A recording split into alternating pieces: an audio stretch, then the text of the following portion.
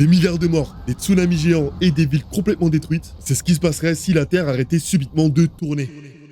Sur ce compte, on parle de tout ce qui est susceptible de faire grossir ton cerveau. Alors si tu veux me soutenir dans cette aventure, abonne-toi. Imagine-toi que tu roules à 130 km/h. Si tu freines progressivement, tu ressentiras une légère pression vers l'avant. Mais jusque-là, rien d'extrême. Par contre, si tu percutes un mur, ça forcera l'arrêt instantané de ta voiture, passant de 130 km/h à 0 directement. Mais ton corps, lui, continuera d'avancer à 130 km/h, jusqu'à que tu sois stoppé à ton tour par quelque chose, comme le sol ou un mur. C'est ce qu'on appelle l'inertie, la première loi de Newton. Maintenant, on va appliquer ce concept à l'échelle de la Terre. La Terre tourne à environ 1670 km/h à l'équateur. Mais grâce au principe d'inertie, vous tournez avec elle. Vu que nous tournons avec elle, on n'en ressent pas la vitesse. comme dans un avion qui vole à 900 km/h. Vous ressentirez une vitesse normale, mais en réalité, vous vous déplacez bel et bien à 900 km/h. Si la Terre s'arrêtait net, elle ne tournerait plus. Mais tout ce qui est dessus continuerait d'avancer à une vitesse allant jusqu'à 1670 km/h à l'équateur. Et ce, tant qu'ils ne percuteront rien d'assez solide pour les stopper. Donc tout ce qui n'est pas solidement attaché sera projeté à cette vitesse. Ça veut dire que les océans, les voitures, les bâtiments et même l'air continueraient d'avancer à cette vitesse, créant des tsunamis